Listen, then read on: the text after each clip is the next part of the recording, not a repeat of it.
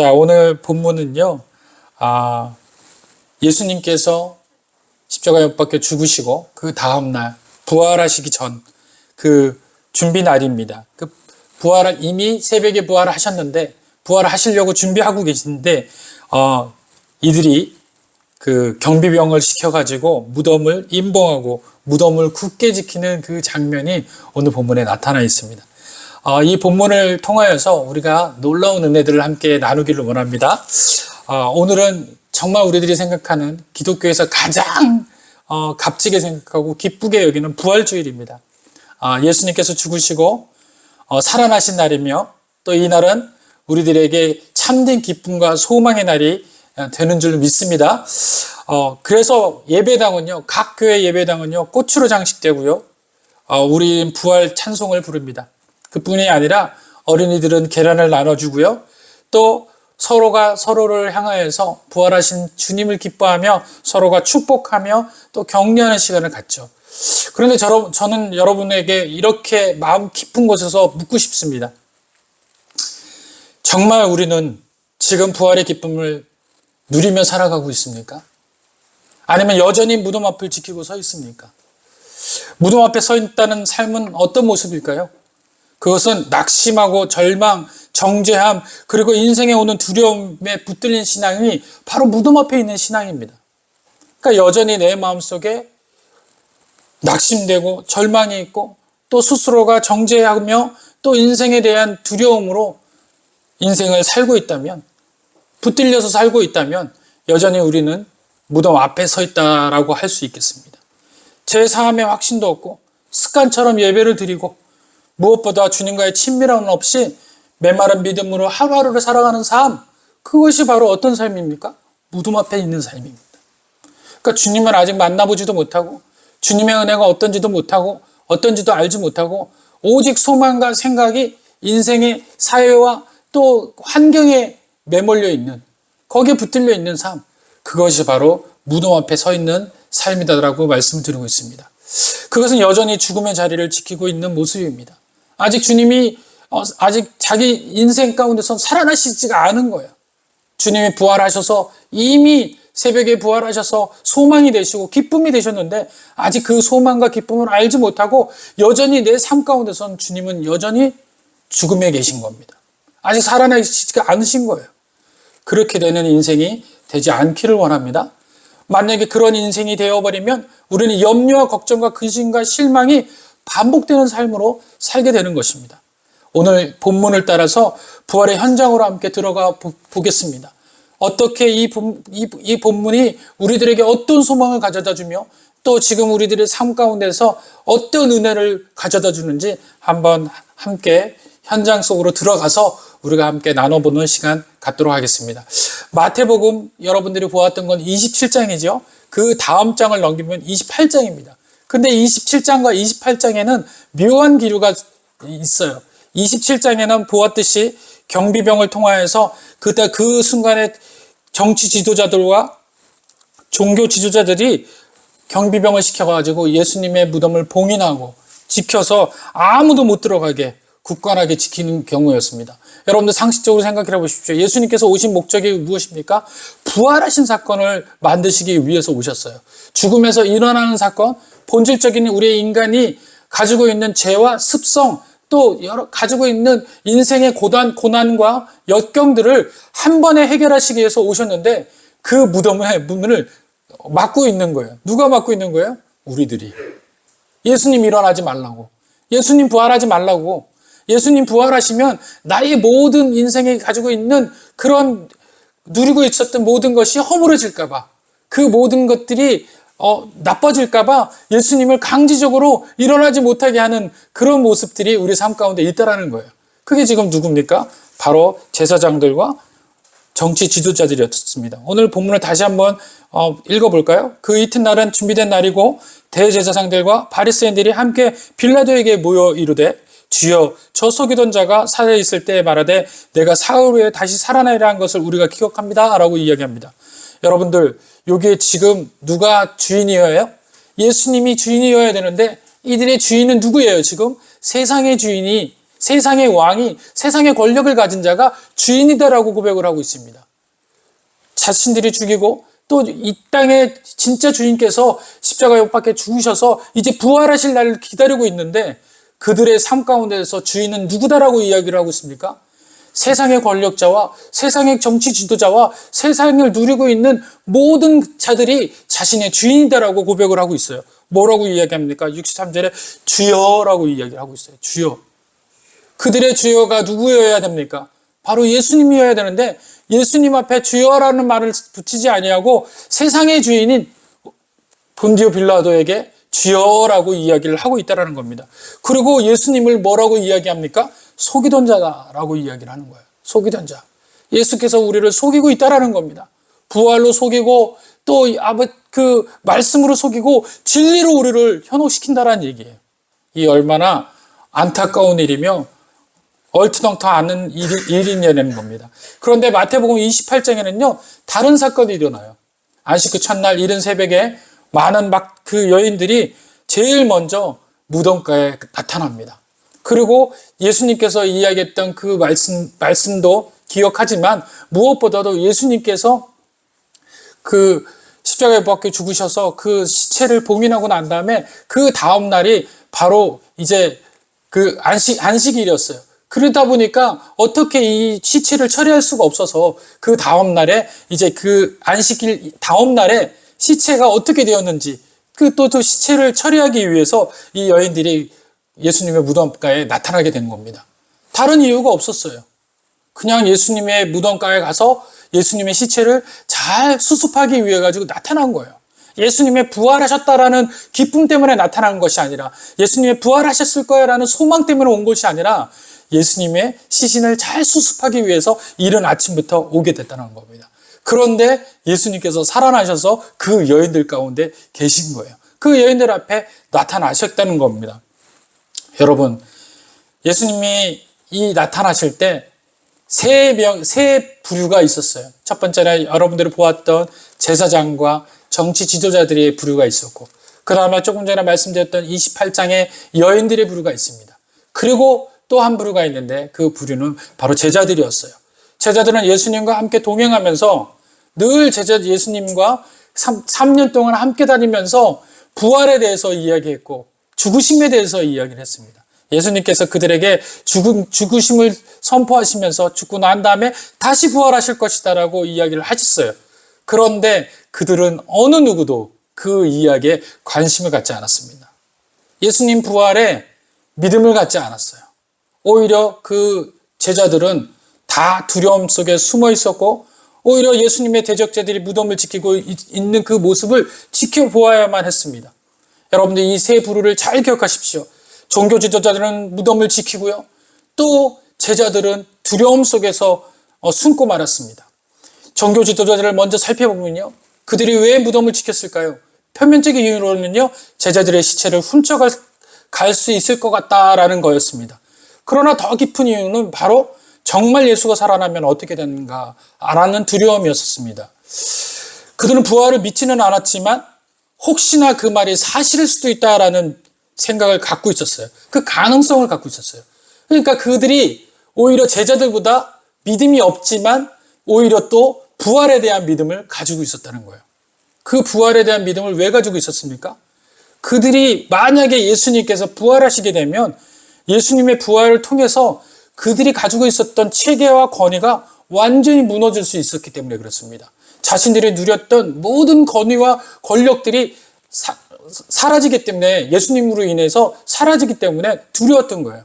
그도 그럴 것이 그들이 하는 것은 무엇입니까? 종교 지도자들이 다시 말해서 말씀을 연구하고 구약에서부터 내려오고 있는 전승, 구약에서부터 내려오고 있는 예언에 대해서 공부하는 사람들이었어요. 예언은 줄기차게 뭐라고 얘기합니까? 메시아가 이 땅 가운데 오실 거며 부활에 대한 소식들이 전해질 거다라고 얘기를 했어요. 그런데 진짜 메시아가 왔는데 그 메시아를 십자가에 못 박혀 죽였어요. 그리고 그 부활하신 그 예수님이 부활하시지 않기를 바랬던 겁니다. 그런데 그것이 말씀대로 이루어져서 부활한다면 그들이 이때까지 백성들에게 이야기했던 모든 것이 다 거짓말로 돌아가는 거예요. 그리고 자기들이 이제껏 공부해왔던 역사적인 신학적인 그것이 다 잘못됐다라는 걸 인정하게 되는 것이죠. 그러니 이들은 부활이 있어서는 안 되고 혹시 부활이 있다 하더라도 그것이 있다라고 이야기할 수가 없는 겁니다.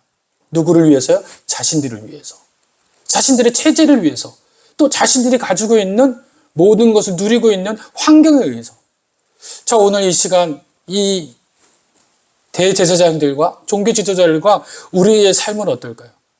만약에 지금 예수님께서 이 땅 가운데 오신다면, 오늘 오신다면 우리는 예수님 다시 오심을 기뻐할까요? 아니면 내가 누리고 있는 모든 환경을 다 포기하고 예수님 따라갈까요? 예수님 오심을 기뻐합니다. 그리고 모든 것을 다 내려놓을 수 있을까요? 내가 가지고 있는 경제적인 거, 내가 가지고 있는 삶의 모든 그 환경들, 이런 거를 다 포기하고 예수님 따라갈 수 있을까요? 이 당시에도 이 제사장들과 많은 사람들이 거기에 지금 생각이 놓여 있더라는 거예요. 예수님의 부활 사건이 자신들에게 일말의 어떤 영향력에 어떤 거에 좋은 쪽으로 생각하지 못하고 나빠질 거에만 더 집중했다라는 겁니다.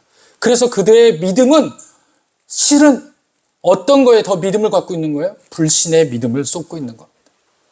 표면적으로는 부활에 대한 부분들에 대해서 믿음을 쏟고 있는 것처럼 보이지만 그들이 부활할 거라는 것에 대해서 걱정하고 또 부활할 거라는 것에 대해서 짐작 생각하고 있지만 사실은 그 부활에 깊숙한 것을 보면 제사장들과 종교 지도자들은 불신에 더 믿음을 쏟고 있다는 겁니다. 그 불신이 바로 부활이라는 놀라운 영향력과 일치하게 되는 거예요. 그리고 제자들은 어떤 그 믿음을 가지고 있습니까? 제자들은 예수님께서 십자가에 못 박혀 죽으시고 부활하신 그 사건에 모든 촉각이 가 있지 않았습니다. 왜냐하면 모든 사람이 죽는다는 건 동일했거든요. 당시의 제자들은 예수님도 그 죽음에 임했고 모든 사람은 한번 죽게 되면 그 사망에서 일어날 수가 없다라고 생각했어요. 그리고 그 당시에 부활이라는 생각은 어떤 생각이냐면요. 나중에 하나님께서 이 땅 가운데 다시 재창조하시거나 하나님께서 심판하실 때 그때 죽은 자들이 다시 일어날 거다라고 생각을 한 거예요. 당시에 어떤 누구도 환경적으로 부활한 사건을 본 적이 없어요. 그렇기 때문에 부활에 대한 생각을 전혀 할 수 없었던 게 제자들의 생각이었습니다. 그래서 예수님이 십자가에 못 박혀 죽으시고 난 다음에 그들은 패배감 속에 절망감 속에 놓여 있습니다. 더더욱 무서운 것은 무엇이냐면요. 이제 제사장들과 바리새인들이 그들까지도 죽일까 봐 그들은 두려워서 문 앞에서 나오지도 못했습니다. 그래서 다락방에 모여가지고 문을 다 잠그고 마음의 문도 열지 못하고 어두컴컴한 곳에서 있었다는 겁니다. 소망을 다 잃어버린 채 있게 되었다는 거예요. 그들의 믿음은 어디에 있습니까? 예수님의 죽음에 있었다는 거예요. 죽음에 머물러 있었다는 거예요. 모든 시계가 죽음에 머물러 있습니다. 그들의 믿음은 죽음 자체에 머물러 있었던 거예요. 예수님은 부활하시지 않을 거다라고 아예 단정지어서 생각을 한 겁니다. 전혀 부활하실 수 없는 상태, 그것이 죽음이다라고 생각을 해버린 거예요. 그러니 앞서 말했던 종교 지도자들은 부활할 거에 대한 두려움을 갖고 있었다면 제자들은 절대 부활할 수 없을 거라는 그 믿음이 가지고 있습니다. 서로가 양당 간의 믿음을 어디다 쏟는 겁니까? 불신에 쏟아붓고 있는 거예요. 둘 다 똑같은 인간적인 그 믿음을 쏟고 있다는 겁니다. 오늘 저와 여러분은 어디에 지금 쏟고 있습니까? 그 모든 믿음이 여전히 무덤 앞에 쏟아붓고 있는 모습이라는 겁니다. 제사장들과 종교 지도자들은 예수님이 부활하실까 봐 두려워서 봉인한 상태에서 예수님이 부활하면 안 된다라고 이야기하는 그 믿음 앞에 쏟아붓는가 하면 제자들은 예수님은 절대 부활할 수 없어 라고 불신 앞에 믿음을 쏟아붓고 있는 겁니다. 저와 여러분들 오늘 이 시간 주님의 날들은 기뻐해요. 부활하셨다라고 이야기를 합니다. 그런데 우리의 믿음은 지금 어디에 있습니까? 여전히 무덤 앞에 있습니까? 주님 오늘 부활하시면 안 돼요. 부활하셔도 저의 모든 삶을 내려놓을 수가 없습니다. 저는 오늘 이 모든 삶을 지켜야 돼요 라고 이야기한다면 여전히 저와 여러분들은 무덤을 지키는 쪽을 선택하고 만다라는 겁니다. 그래서 우리는 종종 입으로는 주님을 믿습니다 하면서도 삶으로는 변하지 않고 조용히 무덤을 지키는 쪽을 선택하게 되는 것입니다.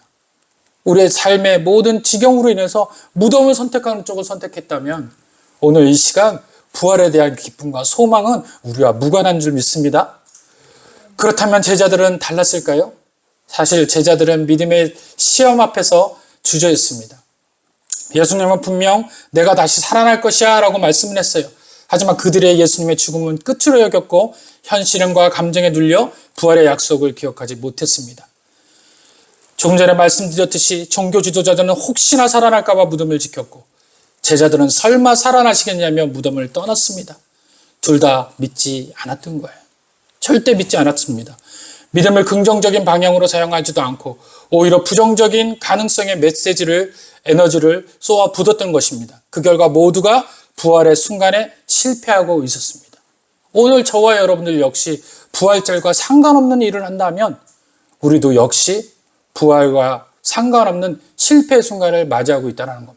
여전히 염려하고 여전히 걱정하고 또 아니면 세상 일에 바빠서 부활절이라는 생각도 전혀 잃어버린 채 주님이 부활하신 거에 나는 아무런 감정도 없고 아무런 기쁨도 없고 내 환경에 아무런 변화도 없어서 나는 그날을 기뻐하지도 못하고 예배에 참석도 못해 라고 이야기한다면 여전히 우리는 부활과 상관없는 실패 인생을 살게 되더라는 겁니다.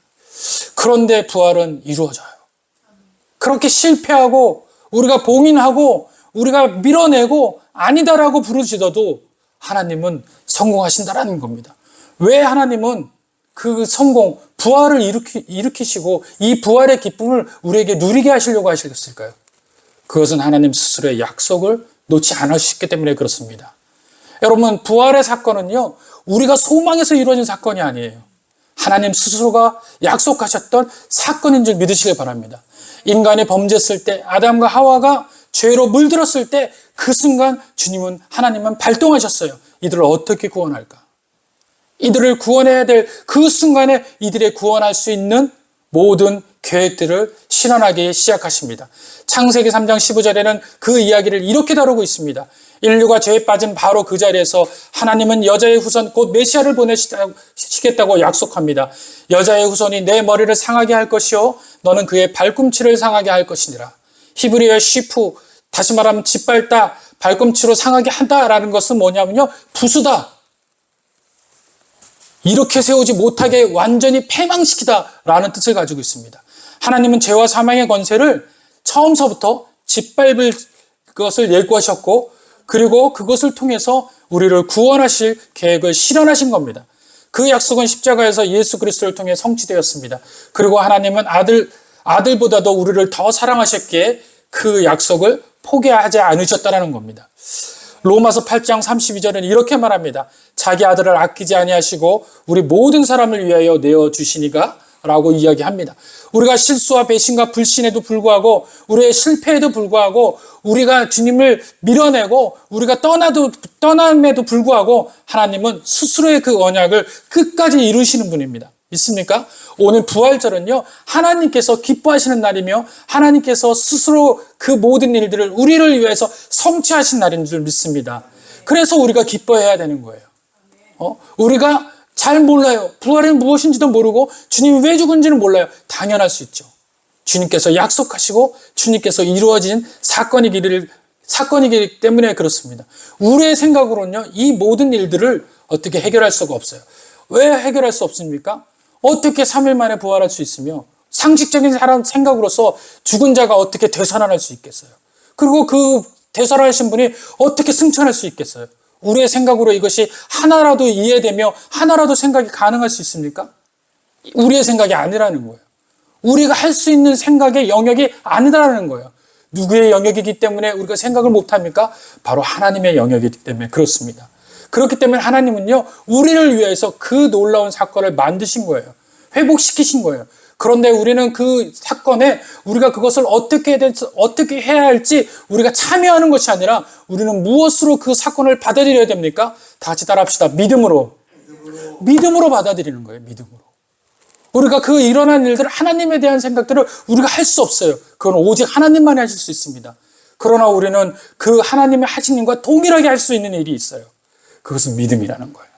내가 믿습니다라고 하는 믿음이라는 거예요. 내 마음의 믿음을 그쪽에 옮기는 거예요. 그랬을 때 하나님의 사건이 내 사건이 되고 하나님의 역사가 내 역사가 되는 줄 믿습니다. 그랬을 때 내 인생의 돌문이 열리게 되고 내 인생의 부활의 시작들이, 부활의 기쁨의 시작들이 시작된 줄 믿습니다. 그렇습니다. 부활은요, 단지 한 사람의 기적이 아닙니다. 그것은 하나님의 언약 전체가 완성된 사건이에요. 구약의 모든 언약과 예언은 이 순간을 향해 달려왔습니다.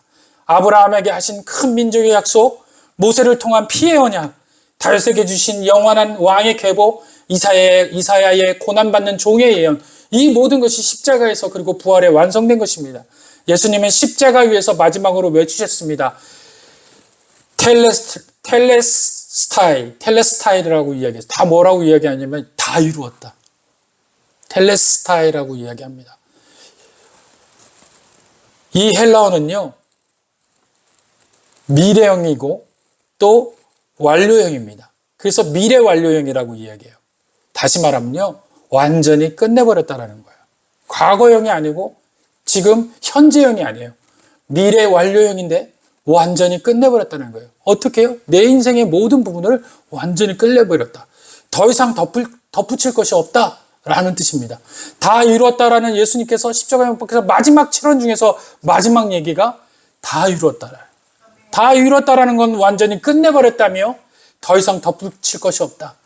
여러분들의 인생 가운데서 더 이상 해결할 것이 없다라는 거예요. 완전하게 이룬 줄 믿습니다. 그런데 왜 그 십자가를 참으셨을까요? 왜 알아보지도 못하는 십자가를 참으셨을까요? 많은 인간들이 가장 악하다라고 여겨지는 그 십자가 안에, 그 사형 틀 안에 예수님을 묻고 사형을 시켰어요. 누가요? 우리가. 그 사형 틀 안에 사형당하신 이유가 무엇일까요? 그러고 난 다음에 여전히 제자들은 믿지도 않고 또 종교 지도자들이라는 가장 하나님의 권위 있다라고 하는 그 믿어야 될 자손들조차도 하나님을 믿지 못하고 예수님을 믿지 못합니다. 모든 인류가 예수님을 버렸어요. 믿지 못했어요. 자신의 믿음을 어디에다 쏟아붓는 겁니까? 불신에 쏟아부었다고요. 그런데 왜 주님은 다 이루었을까요? 왜 주님은 그 참혹한 십자가에 못 박혀 죽으셨을까요? 그리고 왜 부활하셨을까요? 그것은 우리를 위하여서 우리가 그것을 통해서 구원받을 수 있다면 주님은 그 어느 것도 참을 수 있는, 그것이 바로 우리를 위해서 우리가 주님의 기쁨이기 때문에 그 참혹한 십자가를 참았다라고 이야기하시는 겁니다. 그래서 십자가에 못 박혀 죽으신 이유는 누구 때문이라고요? 우리 때문에. 우리가 주님의 기쁨이에요. 그러지 않으면 십자가에 참으실 이유가 없으신 거예요. 우리를 보고서 주님은 우리를 소망을 보고 우리에게 희망을 건 거예요. 우리가 하나님 앞에 돌아오고 하나님 앞에 예배하고 하나님의 그 뜻을 알게 되고 그 뜻을 인정해주고 그리고 믿게 되는 그 현상들, 그것 때문에 주님께서는 함께 하셨다는 겁니다. 이것이 바로 주님께서 다 이뤘다라는, 더 이상 덧붙일 수 없다라는 그 의미의 그 순간이었던 겁니다. 그럼 무엇이 덧붙일 수 없는 것이며 무엇이 완전하게 끝내버린 걸까요? 먼저는 모든 죄의 대가는 지불되었다라는 겁니다. 우리의 모든 죄의 대가는 끝나버린 겁니다.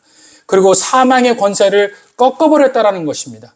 그리고 하나님의 약속은 성취됐다라는 것을 이야기하는 겁니다. 그래서 예수님께서 다 이루신 것은 이 세 가지입니다. 모든 죄의 대가는 지불되었다. 너의 죄는 이제 없다라는 겁니다. 그리고 너를 누르고 있었던 사망이 이제 그 권세가 꺾였다. 넌 이제 생명으로 바뀌게 될 것이다 라는 소망이고, 또 마지막은 하나님의 약속이 성취됐다는 거예요. 하나님의 과거서부터 가지고 있던 그 약속을 하나님께서 이루셨다는 걸 믿습니다. 그래서 결과적으로 이 부활주일은 하나님의 승리의 날입니다. 할렐루야. 그래서 하나님은 승리하신 겁니다. 자, 이제 우리 자신에게 질문해야 할 시간입니다. 나는 지금 누구입니까? 무덤을 봉인하고 지키던 종교 지도자입니까? 끝까지 의심하다가 나중에야 믿는 백부장입니까? 아니면 두려움 속에서도 무덤을 향해 달려가던 여인들이었습니까? 그 여인들은 두려웠지만 멈추지 않았습니다. 그리고 하나님은 그들을 부활의 첫 번째 증인으로 세우셨습니다. 부활신앙은 현실을 바꾸는 믿음에 있습니다. 용서할 수 없는 사람을 용서하게 만들고 포기하고 싶은 삶에서 다시 일어나게 하며 불확실한 미래 앞에서도 하나님이 하신다라고 고백하는 신앙, 이것이 바로 부활신앙인 줄 믿습니다. 사랑하는 여러분, 지금 우리는 여전히 무덤을 지키고 있습니까? 아니면 부활의 삶을 살아내고 있습니까? 예수님은 살아나셨습니다. 그리고 그 부활은 하나님의 승리요 우리의 소망이 됩니다. 하나님은 약속을 포기하지 않으셨습니다. 십자가에서 그 언약을 성취하셨고 무덤을 비우심으로 그 사랑을 증명하셨습니다. 이제 우리의 차례입니다. 더 이상 무덤 앞에 머물지 말고 부활의 삶을 살아내십시오. 사망은 더 이상 우리를 이기지 못합니다. 죄는 끝나지 못했습니다. 하나님이 승리하셨습니다. 그리고 지금 그 승리의 삶으로 여러분들을 부르고 계십니다. 우리 모두가 이 날의 기쁜 날을 통하여서 놀라운 하나님의 역사를 참여하는 이제 하나님의 말씀을 써내려가는 다음에 여러분들이 되시기를 간절히 원합니다. 다 같이 기도하겠습니다.